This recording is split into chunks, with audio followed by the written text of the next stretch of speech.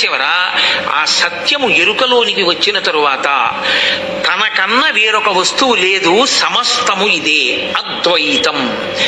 రెండవ వస్తువు లేదు, ఉన్నదా ఒక్కటే అన్న ఎరుక కలిగిన తరువాత ఆ ఎరుక యందే నిలబడి ఈ శరీరాన్ని విడిచిపెట్టిన వాడెవడో వాడు మళ్లీ పుట్టవలసినటువంటి అవసరం లేని స్థితికి వెళ్ళగలుగుతాడని ధర్మ ప్రబోధాన్ని చేసే కావ్యాలు పురాణాలు.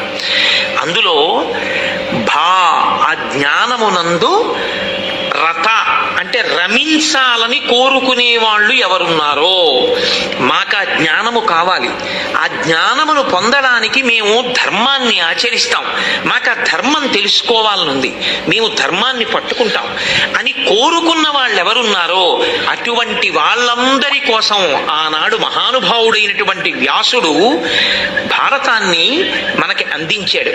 ఆ భారతమే తదనంతర కాలంలో వ్యాస భగవానుని యొక్క ప్రతిరూపంగా ఎందరో మహాపురుషులు ఆనాటి నుండి ఈనాటి వరకు మహాభారత ఇతిహాసాన్ని లోకానికి ప్రవచన రూపంలో అందచేస్తూనే ఉన్నారు. అందుకే మహాభారత ప్రవచనం ఎక్కడ దొరుకుతుందో అక్కడ ప్రీతి పొందేవాడు పరమేశ్వరుడు కాదుట. ఎవరు ప్రీతి పొందుతాడో తెలుసా అండి? వ్యాస భగవానుడికి ప్రీతి చెందుతాట.